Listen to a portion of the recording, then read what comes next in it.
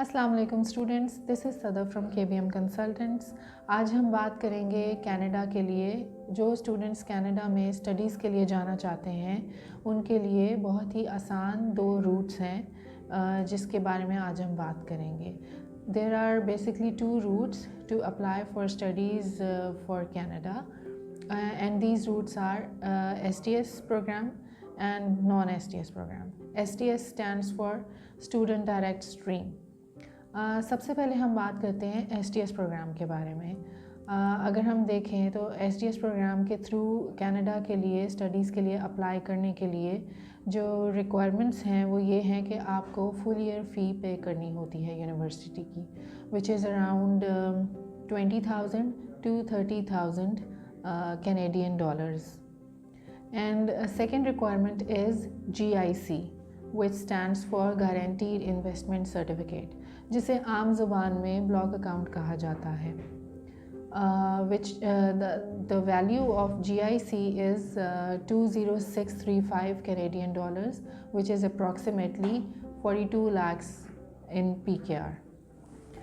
تو اگر ہم دیکھیں اس کو ایسٹیمیٹ کریں تو اگر آپ STS پروگرام کے تھرو اس روٹ کے تھرو اسٹڈیز کے لیے جانا چاہتے ہیں تو اراؤنڈ 8 to 8.5 ملین ریکوائرڈ ہوتا ہے۔ اتنا بجٹ ہونا چاہیے اسٹوڈنٹ کا۔ اس میں کسی بینک اسٹیٹمنٹ کی ریکوائرمنٹ نہیں ہے، نہ ہی GT کے لیے کوئی ڈاکیومنٹیشن چاہیے۔ یہ پروسیس ایک کافی اسموتھ پروسیس ہے اور اس میں آئلٹس کی بھی کوئی جو ریکوائرمنٹ ہے وہ اتنی مشکل نہیں ہے۔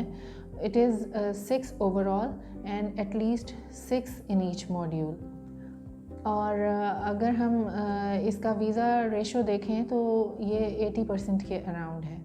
تو STS پروگرام کے تھرو اگر اپلائی کریں تو پروسیس کافی اسموتھ جاتا ہے۔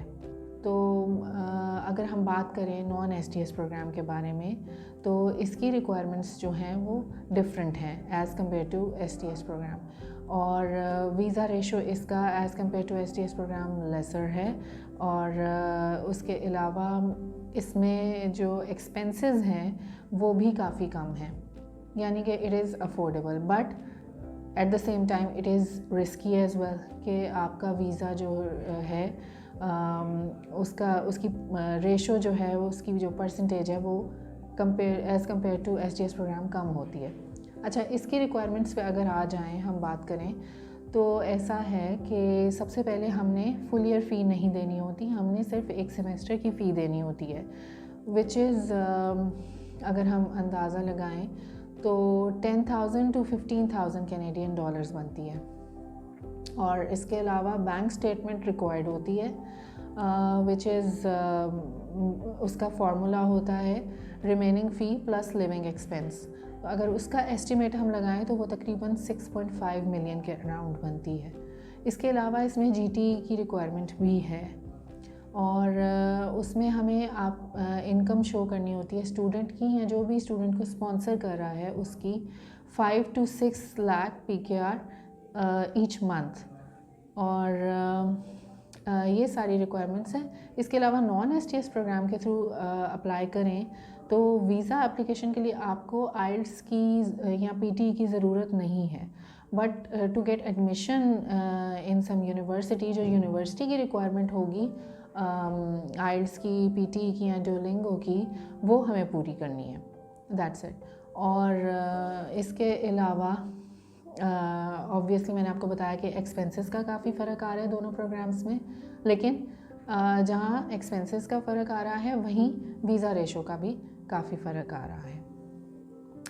اگر ہم ریکوائرمنٹ دیکھیں پرسنٹیج کی to get admission in Canada, تو اس میں سب سے پہلے اگر ہم انڈر گریڈ پہ آ جائیں تو ہم دیکھتے ہیں کہ انڈر گریڈ میں یا بیچلرز میں ایڈمیشن لینے کے لیے جو پرسنٹیج ریکوائرڈ ہے اسٹوڈنٹس کی انٹرمیڈیٹ میں وہ ہے 70%۔ اور اگر ہم پوسٹ گریڈ کی بات کریں PG سرٹیفکیٹ، تو اس میں جو ریکوائرمنٹ ہے پرسنٹیج کی وہ ہے 50%۔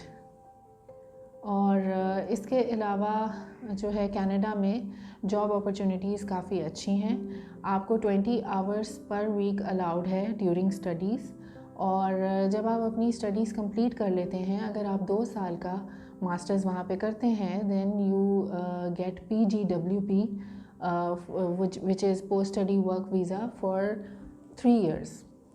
اور جب آپ 3 سال کینیڈا میں گزار دیتے ہیں, then you are eligible to apply for PR over their.